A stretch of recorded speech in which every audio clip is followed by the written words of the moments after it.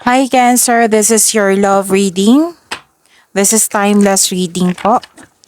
And kung naka-resonate kayo, comment down. Kung hindi kayo naka-resonate, ibigay niyo po sa iba kasi general reading po ito. Kunin niyo lang po kung ano yung naka-resonate sa iyo.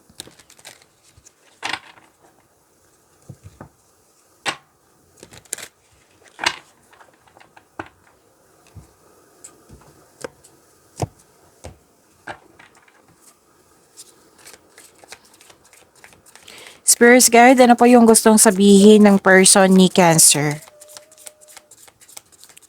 Ano po yung gusto sabihin ng person ni Cancer sa kanya? I need 4 cards po. I don't want to let you go. I miss being with you.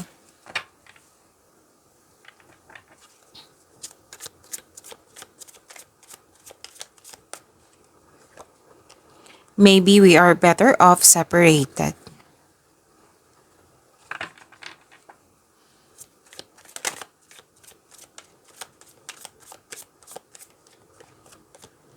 This isn't over between us. I'm coming back for you.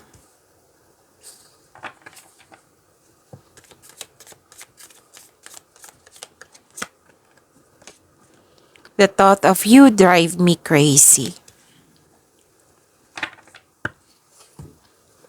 Shuffle ko lang po, Cancer.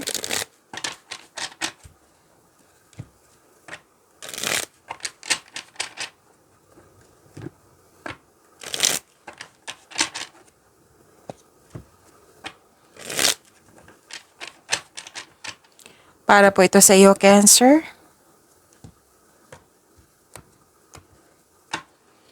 Spirit's Guide, kamusta po ang energy ni Cancer? I need 2 cards po. Sa love life niya.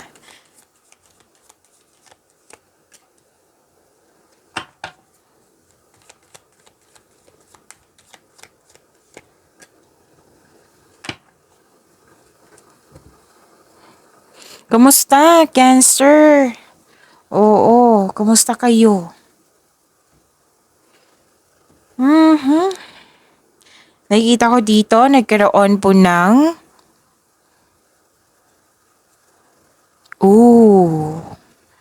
pwedeng gusto nyo makipagkita sa person nyo or gusto nyo mga makipag-usap.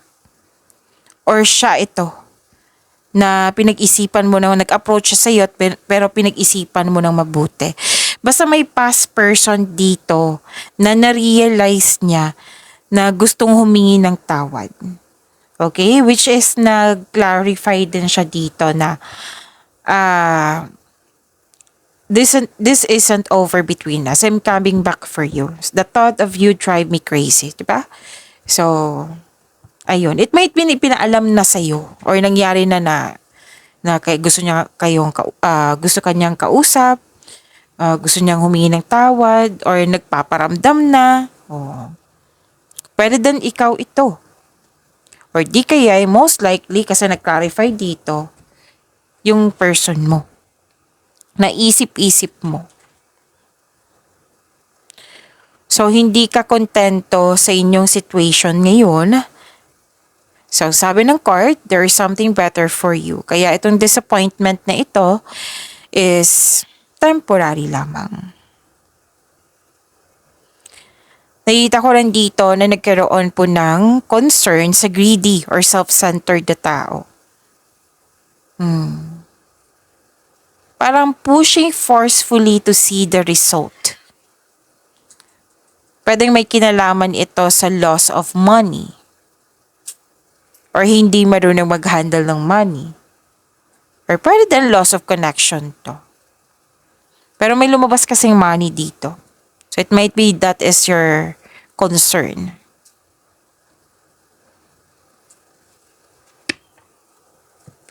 Spirit's Guide, challenges na ma-overcome ni Cancer.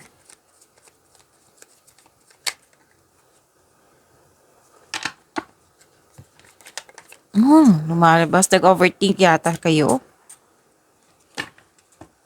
Cancer.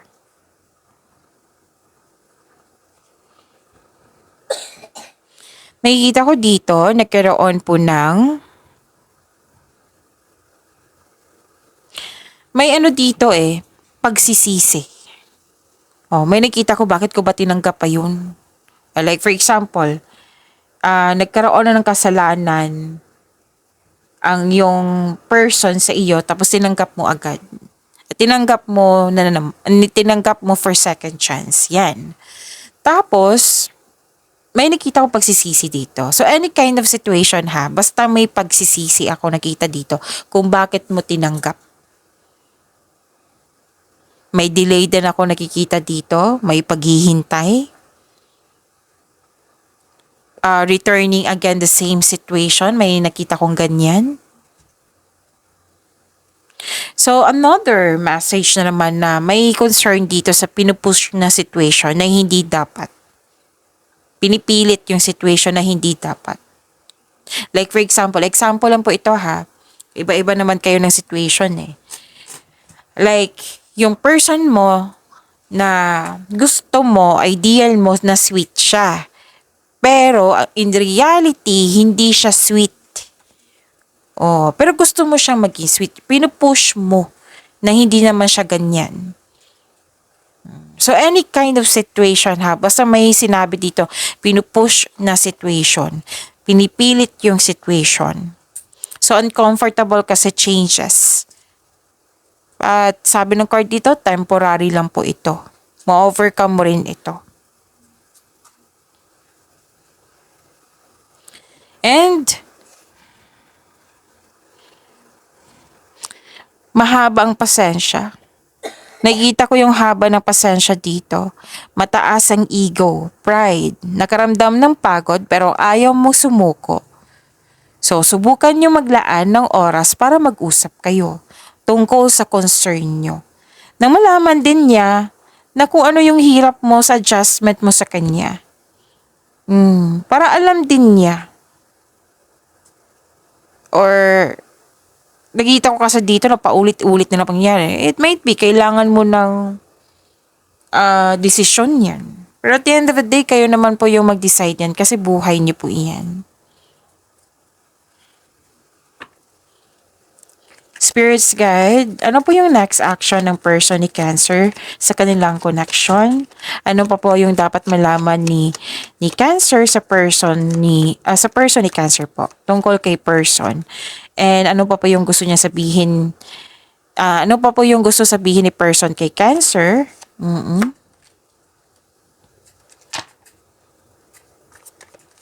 You're both not okay. Nakulong siya sa kanyang isipan. Oo, naguguluhan din to. Nagkaroon ng restriction, nahihirapan siya makamove on, nahihirapan siya makagalaw, nagkaroon ng stagnation. Like for example, may problema, nagstay lang siya dyan, hindi siya gumagawa ng action or solution. Pero at the end of the day, may nakita naman akong action dito.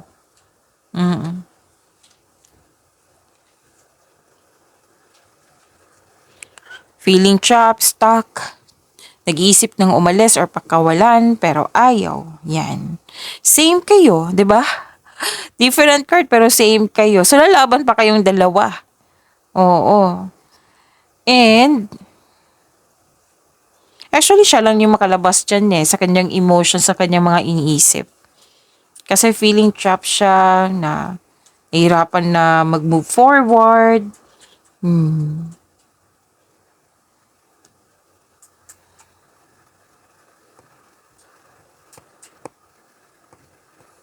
Okay. Nakikita ko yung personality niya na very aggressive. It might be this is an air signs or fire signs. Air signs is Gemini, Libra, and Aquarius. Fire signs is Aries, Leo, Sagittarius. Pwede naman hindi. Oo. Pero may nakita kasi akong energy dito. At mabilis tong mag-approach sa iyo.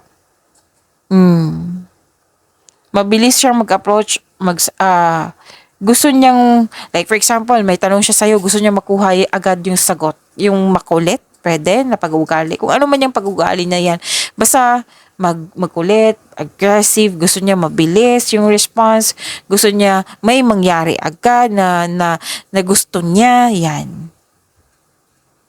Okay, so may go signal dito, gagawa siya ng action, kakausapin kanya na oo. Pero, yung sabi dito, na yun na, kakausapin ka niya. Okay? So, walang sinabi dito kung ano pa yung next action niya. Basta kakausapin ka niya yung action. Kung ano man yung, what I meant is, may action, kakausapin ka niya. Pero wala akong nakikita dito so far na solusyon sa inyong problema. Basta kakausapin ka niya. Okay? So, yun, marami pa tayong dito video tungkol kay Cancer. Panoorin nyo, baka makaresonate kayo. Maraming salamat po.